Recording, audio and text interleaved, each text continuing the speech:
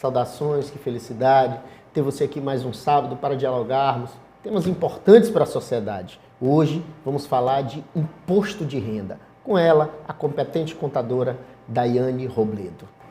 É rapidinho, logo após a vinheta.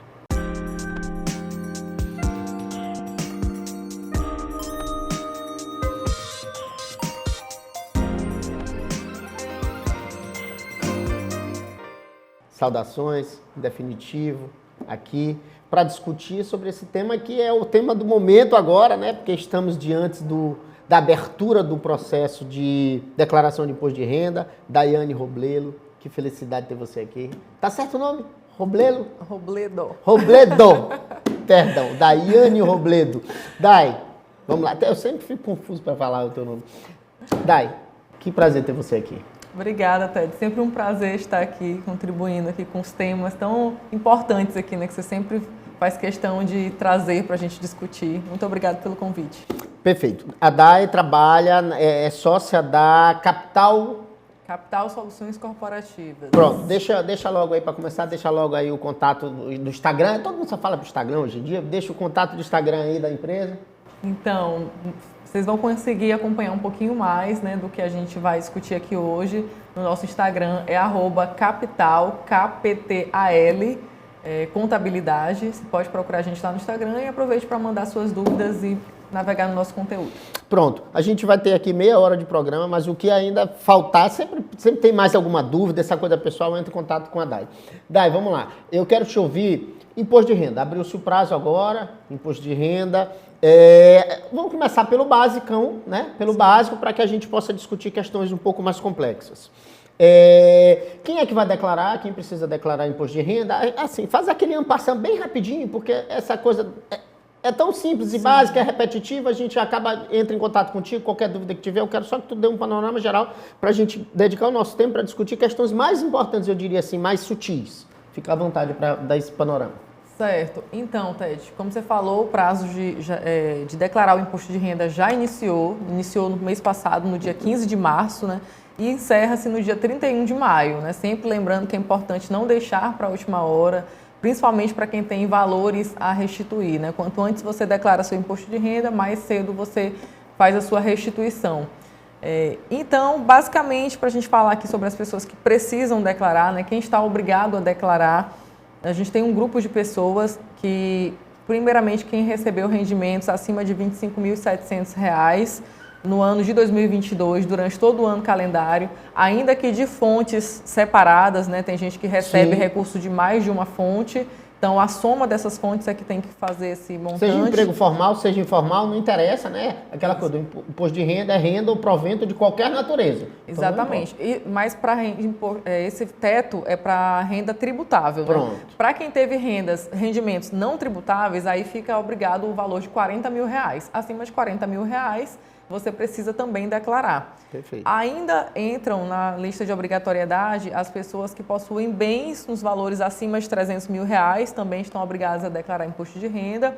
E também quem fez algum tipo de venda com ganho de capital, que oferiu ganho de Bolsa capital. Bolsa de valores, etc., no geral. Bolsa de valores, esse ano a gente tem até uma novidade, né? Para quem tem operações na Bolsa, a obrigatoriedade esse ano é só para quem vendeu, né, na verdade, ou comprou, negociou, acima de R$ 40.000. Não precisa mais informar. Se você faz pequenas operações em várias plataformas, não é mais obrigatório informar. Mas se você obteve lucro com a parcela do imposto em algumas dessas movimentações, aí sim você passa novamente a ser obrigatório declarar. E também nos casos de day trade, né, que é muito importante sempre lembrar, quem opera com day trade, que é compra e venda de ações no mesmo dia, também está dentro dessa lista de obrigatoriedades de declarar. Que é um caos, né, para tu conseguir declarar day trade, porque a movimentação financeira é muito alta. Vamos separar um dia para a gente falar só de imposto de renda com relação a investimentos da Bolsa de Valores, porque de fato a gente precisa parar para discutir. Mas eu quero te fazer uma pergunta que não está bem nesse nosso script, que me fizeram ainda há pouco, eu estava conversando, e tem a ver com essa questão da isenção do imposto de renda para pessoas enfermas, para pessoas que estão com estado, aqueles que não precisam declarar por conta do seu estado de saúde. Fala um pouquinho rapidinho sobre isso, tá, pra gente? Bom, a questão da não obrigatoriedade, isso não é previsto em lei, tá? Caso de doenças, né, terminais, doenças, essas enfermidades que você está se referindo, não exime a pessoa da obrigatoriedade de declarar o imposto de renda. Perfeito. Mas o que ela pode fazer é entrar com um pedido de benefício, né, para ser isenta da obrigatoriedade do pagamento. Então, ela não deixa de declarar, mas ela vai deixar de pagar por aquele período em que ela estiver em tratamento. Perfeito. Então vamos lá. Vamos entrar agora aqui mais ou menos no script, seguir uma espécie de um roteirinho. Para a declaração a gente já conversou. O que tem de novidade aí em 2023? Rapidinho, sem precisar especificar, vamos lá.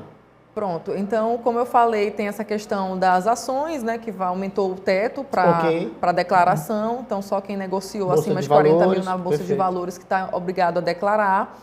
A partir desse ano também, o recebimento de pensão alimentícia também passa a ser uma despesa não tributada, né, que até foi uma decisão do STF em 2022. Perfeito. Então, a partir desse ano também ela vai ser declarado não mais naquele campo de rendimentos tributáveis, mas já muda até a categoria, muda, né? A categoria lá na hora de declarar no programa, tem que ter bastante atenção, porque vai mudar o grupo. Não tinha sentido nenhum essa coisa de tributar realmente pensão alimentícia, não tem nenhum sentido. Exatamente. Então, esse ano isso já foi, né, oficializado e passa a ser declarado no grupo de rendimentos isentos não tributáveis. Mas é importante a gente observar que há um impacto financeiro com relação a isso. Por quê? Porque as isenções, qual é o valor que está o teto de isenção de imposto de renda, que tu acabaste de falar? 25 mil. Mensal. O cálculo mensal dá vai dar dá menos de R$2.000. O da tabela, né? Sim, dá 1.900 e alguma 1.900 e alguma coisa. O que acontece é que a gente está falando de pensão alimentícia, e a pensão alimentícia, ela não tem teto. Sim. Então, assim, tem gente que recebe R$100 de pensão alimentícia e existe, acredite, existe né? Quem recebe R$100, mas também tem gente que recebe R$100 mil de pensão alimentícia. Então, assim, não tem diferença nenhuma. Essa coisa não há um padrão. Então, essas pessoas que recebem R$100 mil de pensão alimentícia também não pagarão tributação sobre esses valores. Então, tem essa lógica. Sim.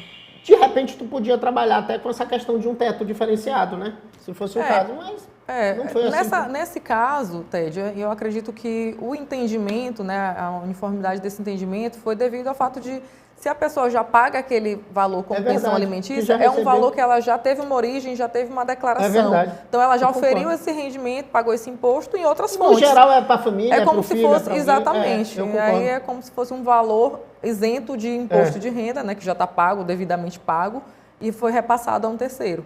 Então, por isso, passou realmente a ser oficializado para não cobrança do imposto de renda. Não, eu concordo, tenho toda a razão com relação a isso. Me diz uma coisa, essas declarações agora, pessoas físicas, pessoas jurídicas, todo mundo tem que declarar, como é que funciona? Então, a gente já inicia o ano, né, com o envio da DIRF. As pessoas jurídicas enviam as DIRFs, que são as declarações de imposto de renda das pessoas jurídicas, onde nessas DIRFs elas vão informar todos os rendimentos pagos para os contribuintes, bem como os profissionais de saúde vão informar também os seus recebimentos de pacientes, e isso tudo vai comunicado para a Receita Federal. A partir dessas informações que vão na DIRF, é que é feito os informes de rendimento que cada pessoa recebe para declarar o seu imposto de renda. Então, a gente já teve essa primeira declaração, que é das pessoas jurídicas, de onde vai vir os informes das pessoas físicas, e além dessas duas declarações, a gente tem uma sequência que é a declaração para pessoas jurídicas, onde a gente vai informar a distribuição de lucros, pagamentos de dividendos, né, que são as 3 informações basicamente para a Receita fazer esse cruzamento de informação.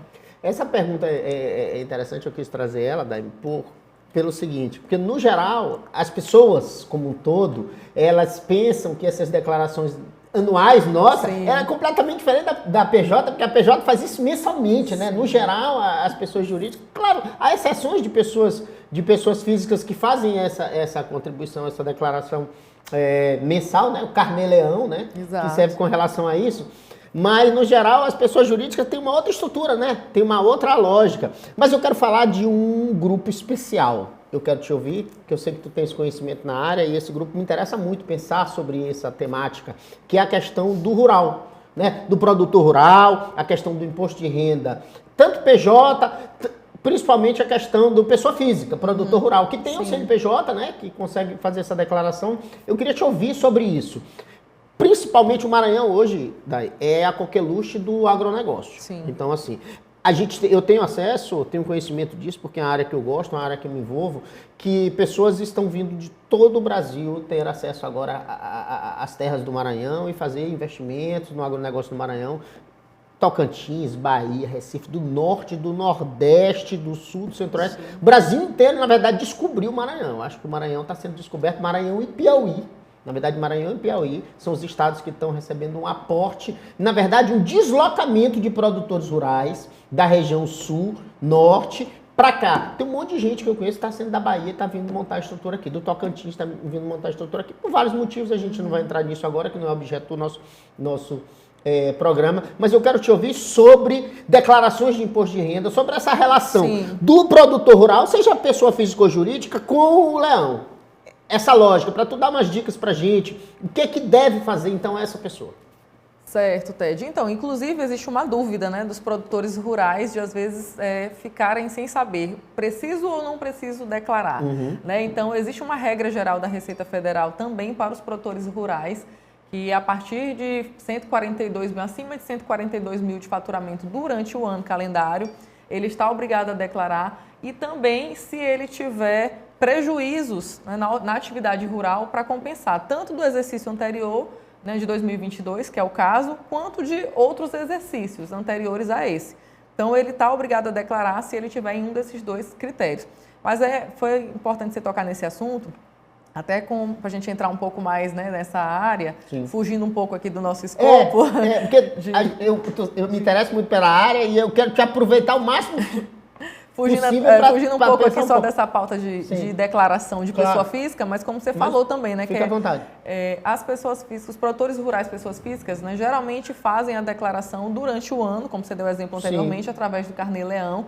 Por isso é importante fazer todo esse acompanhamento e registro contábil de todas as compras, todas as despesas, né, que são os custos que ele vai ter nessa produção, para conseguir declarar isso e abater do seu imposto a pagar na declaração de ajuste anual. Então, ele vai conseguir compensar essas despesas que ele vai tendo ao longo da produção. O produtor rural que mexe com essa produção comercial, mensal, o tempo todo, às vezes vale muito a pena tu fazer essa contribuição pelo carnê, né? Para não acumular uma dívida muito grande para o final do ano, né? Então, assim, esse profissional, daí eu acho, principalmente no Maranhão, ele é um profissional que ainda está muito carente de informação, tanto no direito, tem poucos profissionais que mexem, eu gosto dessa área, advogo essa área do agronegócio, e a contabilidade também, a gente não vê muito profissionais qualificados nessa área do agronegócio. Então eu quero te ouvir um pouco mais sobre isso, quero que tu fale para o produtor rural, às vezes, porque ele está sem saber o que fazer. E muitas das vezes ele trabalha informalmente. Muito, a gente atende alguns produtores rurais, né, lá no nosso escritório, na capital, e a gente percebe que existe muita dificuldade, né? Então, a parte de declaração, de imposto, já não é um assunto fácil, né? Não é uma legislação clara. Então, a gente sente muito essa carência, principalmente dos pequenos produtores. Quanto menor ele é, menor o grau de instrução. Então, isso dificulta um pouco o processo. Mas a gente oferece exatamente esse suporte em analisar. Tem que ver o caso concreto para ver a quantidade de produtos que ele negocia, né? Isso, a questão financeira. Porque né? depende do produto que ele vende, né? De qual é o produto que ele produz e vende, revende, para quem ele revende, se ele revende para a indústria, se ele revende direto no mercado para a pessoa física. Então tem todo um planejamento tributário que às vezes nem compensa esse produtor rural ficar muito tempo como pessoa física. Passa a ser interessante ele ter uma pessoa jurídica, migrar para uma pessoa jurídica para conseguir alguns outros benefícios fiscais também, além do imposto de renda, né? Então a gente faz toda essa análise da situação do produtor rural para orientar ele qual é o melhor momento de mudar da pessoa física para a pessoa jurídica. Então a gente vai fazendo esse acompanhamento. Perfeito. Né? E inclusive também quem tem terras, né, ainda que nuas, terras nuas, no valor acima de R$300 mil também está obrigado a declarar. Então, às vezes, o produtor não teve nenhuma produção, né, não teve nenhuma receita no ano de 2022, mas mantém essas áreas para plantio, para cultivo. E a gente tem um universo muito grande de pessoas que não tem essa regularização das terras no Maranhão. E a gente precisa disso. No Brasil inteiro, claro. Mas no Maranhão também temos, a gente está falando... Claro que o programa Saudações, ele passa na TV Bandeirantes, no Maranhão, no estado do Maranhão, mas também nós estamos, não? Bruno Coelho, no mundo inteiro, no YouTube, no mesmo horário, sábado às 9 da manhã, todo sábado, e domingo às 6h30. Mas você pode assistir pelo YouTube logo a partir das 9 da manhã do sábado. Daí, eu quero te ouvir um pouco mais, principalmente sobre um tema. Depois a gente volta, eu quero telespectador que tiver interesse, principalmente o pessoal do agronegócio, manda contato pra gente, manda contato no Instagram do programa Saudações. Se a Dai não responder, a gente puxa a orelha dela, manda mensagem, chama ela de novo aqui para falar sobre isso. Eu quero te ouvir a respeito dessa questão o que pode ser abatido do imposto de renda, o que a gente pode ser ressarcido se já pago, ou deixar de pagar, na verdade, com relação àquelas despesas eventuais. A gente sempre fala do basicão, né? Que é um pouco de educação e um pouco de saúde. Eu quero que tu diga para nós o seguinte: tem mais alguma coisa que a gente pode abater, além de educação e saúde? E como abater educação e saúde? Assim, é tudo da saúde? É de qualquer jeito? Como é que eu faço esse tipo de abatimento no pagamento do imposto de renda?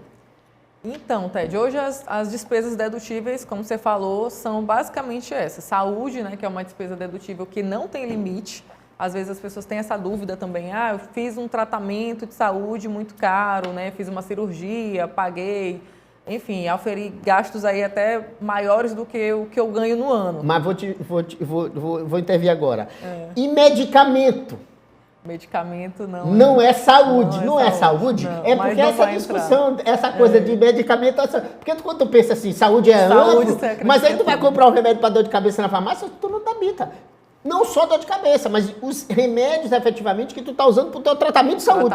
Se tu fores, fala um pouquinho sobre isso aí. Então, isso eu quero que tu aprofunde para tirar essa dúvida mesmo. Porque assim, todo ano tem essa dúvida que não acaba nunca. Esclarece esse troço. Vamos falar de saúde primeiro. Pronto, essa parte de saúde, a gente só informa, de fato, que a gente teve de prestações de serviço. Pronto. Que são realmente os faturamentos que estão sujeitos à aplicação do imposto de renda. Certo. Né?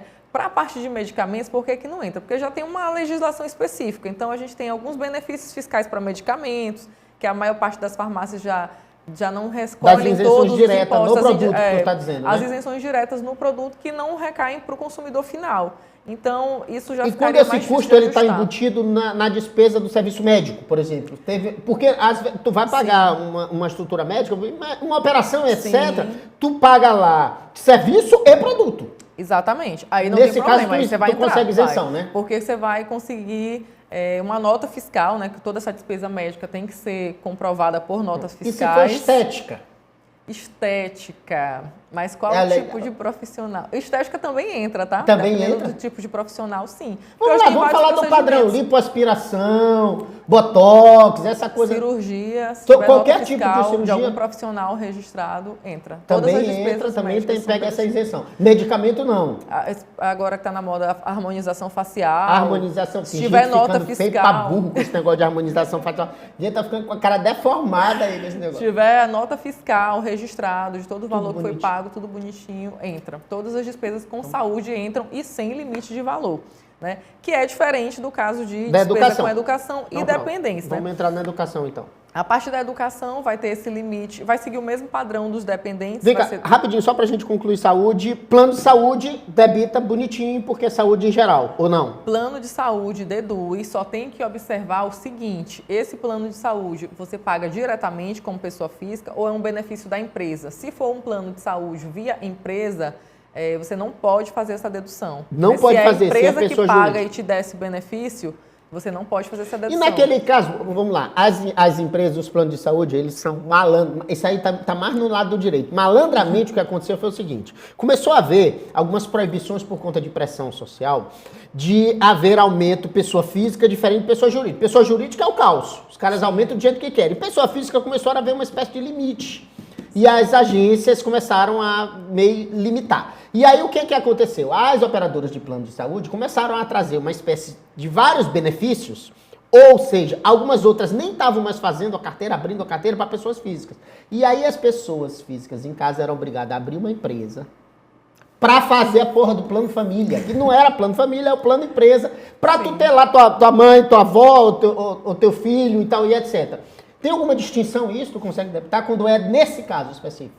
Então, quando é no caso específico de empresa, e a empresa que faz o pagamento, Aí então não lasca. pode apropriar do Mesmo que imposto seja de uma renda empresa pessoa só física. fantasia, só para Não fazer pode. isso. Que é o que acontece, muitas pessoas Porque fazem é como você falou, né? Eles têm alguns benefícios para estarem no plano empresa. Então, eles, a partir do momento que eles estão migrando para o plano empresa, eles estão abdicando desse benefício de deduzir essa parcela no seu imposto de renda. Porque quando é pessoa jurídica, a pessoa concentra tudo na pessoa jurídica. Certo. E aí, a não ser que tenha alguma parte que seja o contribuinte Aquele que parcial, paga, né? aquele Aquela parte parcial. parcial, aquele Isso. pagamento Se for parcial. um plano de saúde nessa modalidade, né, com a cobertura parcial, aí a parte que você pagar, você consegue abater, deduzir do seu imposto de renda. Mas a maior parte, a concentração, fica toda na pessoa jurídica. Perfeito. Vamos agora para a educação. A educação vai seguir a mesma linha de despesa de dependente, né? Hoje está R$ 2.275 Certo. o limite de dedução por dependente. R$ Então, 2.200. R$ 2.275 por dependente. Tenho 3 filhos, 3 dependentes, vai ser os 2.275 para cada. Ah, eu paguei R$ 15.000 de colégio durante o ano. Não vai. R$ 2.275 É o limite por ano. Por ano, é o seu limite por ano. Você vai informar tudo, né? Vai pegar todos os Dividindo informes. isso aí, 2.275, vamos fazer uma conta básica aí. Vai E dar. Nós Você está somos falando muito o de quê? matemática. Por mês? Por mês. É, Menos de 100 e 200. poucos reais. É palhaçada. Isso aí é brincadeira. É Essa um valor, dedução, ela... mas essa dedução é, só lembrando, Ela é né, fictícia, né? você vai informar todo o valor que foi pago durante o Entendi. ano, normalmente, né, todos Aí os tu valores. consegue debitar Só isso. que lá no seu imposto final, a parcela dedutível vai ser só Entendi. nesse limite de R$ 2.275, né, Entendi. diferente da despesa de saúde que vai debitar integralmente. Entendi. Que é um valor, bem, na verdade, bem risório com relação a isso. É, É porque hoje em não dia, é os prioridade custos, né? no Brasil a educação. Exato. Nunca foi, né? E não Se considerar será, os custos com a educação hoje em dia, que são são altíssimos. altíssimos, porque, né? Totalmente fora mesmo. Vamos lá. O que mais que eu tenho a conversar? Já falamos um pouco de educação, falamos um pouco de saúde, isso a gente pode debitar. Além disso, tem mais alguma coisa que a gente consegue debitar? Pronto, você perguntou também de outras formas, né, de Sim. debitar. E aí, de fato, no imposto de renda, as únicas despesas dedutíveis são essas, educação e saúde, mas a gente tem, aí sim a gente vai partir para alguns outros planejamentos, né, tributários, para não pagar um imposto de renda alto na pessoa física. Pensão alimentícia.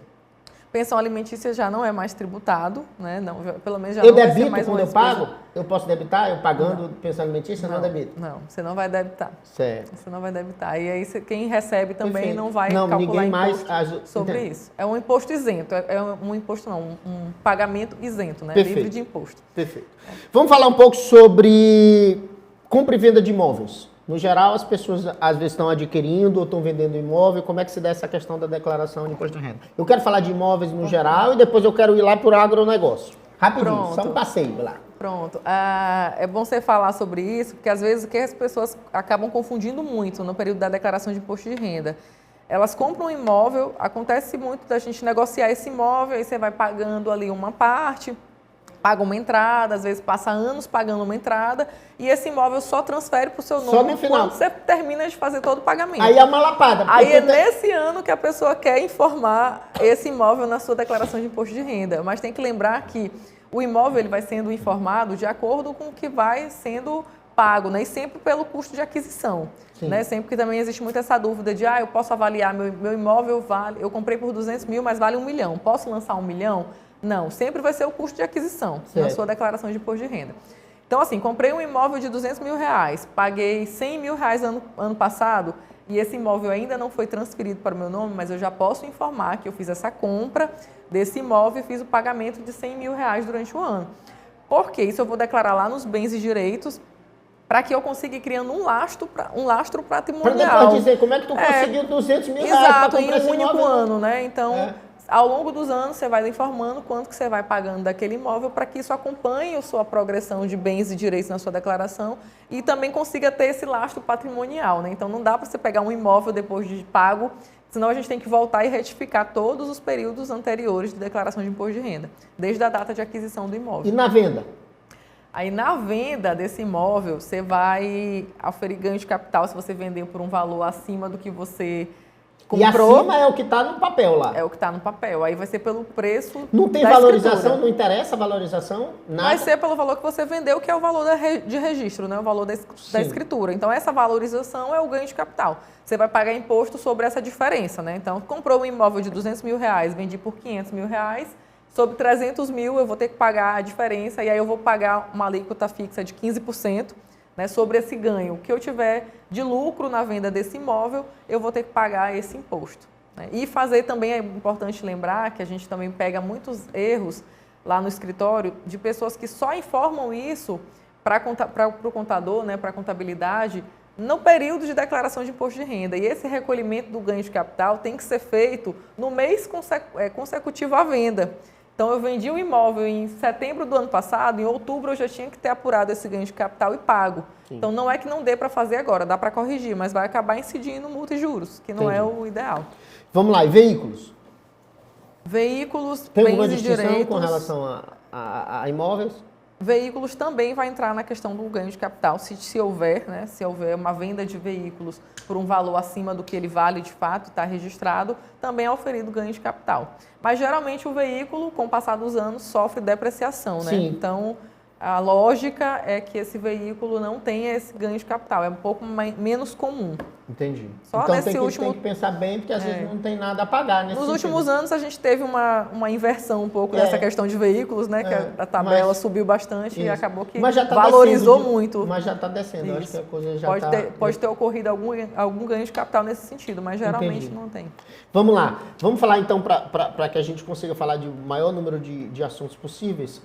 Investimentos no exterior. Investimentos no exterior têm que ser declarados também, tá? É obrigatório fazer a declaração. Até nos paraísos fiscais?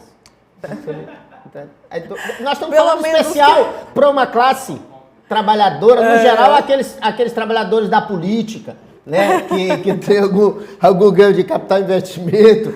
Vamos lá. E essas pessoas que têm aquele seu dinheirinho, seu rico dinheirinho dos outros, né? Seu suado dinheirinho dos outros investido em paraísos fiscais. Então, os paraísos fiscais, né, têm esses benefícios de não estarem declarados e homologados aqui no Brasil. São valores desconhecidos aqui pela Receita Federal. Então, mas vamos lá, no que é declarado, o que está registrado e homologado, devem ser informados. Principalmente quem tem investimento fora, né, em outros países, precisa trazer isso para dentro da sua declaração de imposto de renda, juntamente com os outros investimentos e ações, né, bens e direitos que tem aqui no Brasil. Ele vai entrar no mesmo grupo de investimentos. Vamos lá. Bitcoin. Que na verdade não Bitcoin, é aquela... Criptomoedas. Criptomoedas também teve uma mudança esse ano, né, que foi relacionada ao valor mínimo, né? Até o ano passado tinha um valor mínimo de R$5 mil. Se você tivesse a partir de R$5 mil em criptomoedas, deveria declarar. Esse ano a Receita está buscando esses valores automaticamente para quem faz a declaração pré-preenchida, né? E isso fez com que acabasse esse valor mínimo. Então hoje quem investe em criptomoedas também passa a ter a obrigatoriedade de declarar. Daiane, eu quero te dar mais um tempinho, só para tu te despedir aí, de forma educada, de forma tranquila, para o público. Então, eu queria primeiramente agradecer mais uma vez o convite, né? Sempre muito bom estar aqui. E me coloco à disposição também a gente tentou trazer aqui algumas coisas que a gente considerou um pouco mais relevantes por momento, mas qualquer dúvida que vocês tiverem, como eu já falei lá no início, vocês podem mandar mensagem lá no Instagram da Capital, né? Me coloco à disposição para tirar algumas dúvidas de vocês. E nos procurem aí para dar esse auxílio, né, da declaração de imposto de renda. Eu sempre falo que sempre me perguntam, é possível fazer minha declaração sozinho? É possível, se você tiver um mínimo de conhecimento necessário para isso. Se não, procure um profissional para você não ter dores de cabeça lá na frente e fazer suas obrigações todas certinhas, tá bom? Perfeito. Mais uma vez agradecer a Daiane Robledo. Robledo. E a Capital, meu amigo Odilon, um grande abraço. E dizer que o nosso programa Saudações está todo sábado com você. Agradecer essa participação, agradecer o carinho de você estar aqui nos assistindo agora. Todos os sábados, às 9 horas da manhã, das 9 às 9h30. E também domingo, às 6h30, às 7 horas da manhã. Acompanhe a gente também de todo o Brasil no YouTube. Instagram, programa Saudações. Pronto. YouTube, Instagram, programa Saudações. Declaro justo esse programa, agradecendo todos os presentes. Meu grande abraço para o meu querido amigo diretor, Bruno Coelho. Até o próximo sábado.